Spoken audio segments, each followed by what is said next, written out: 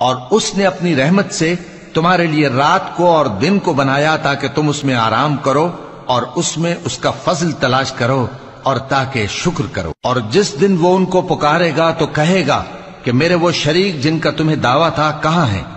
اور ہم ہر ایک امت میں سے ایک گواہ نکال لیں گے، پھر کہیں گے کہ اپنی دلیل پیش کرو، تو وہ جان لیں گے کہ سچ بات اللہ کی ہے اور جو کچھ وہ افترا کیا کرتے تھے ان سے جاتا رہے گا۔ قارون موسیٰ کی قوم میں سے تھا، پھر وہ ان پر زیادتی کرنے لگا،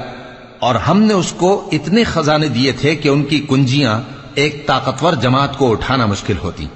جب اس سے اس کی قوم نے کہا کہ اترائیے مت،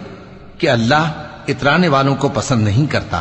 اور جو مال تم کو اللہ نے عطا فرمایا ہے اس سے آخرت کی بھلائی طلب کیجئے اور دنیا سے اپنا حصہ نہ بھلائیے، اور جیسی اللہ نے تم سے بھلائی کی ہے ویسی تم بھی لوگوں سے بھلائی کرو، اور ملک میں طالب فساد نہ ہو، کیونکہ اللہ فساد کرنے والوں کو دوست نہیں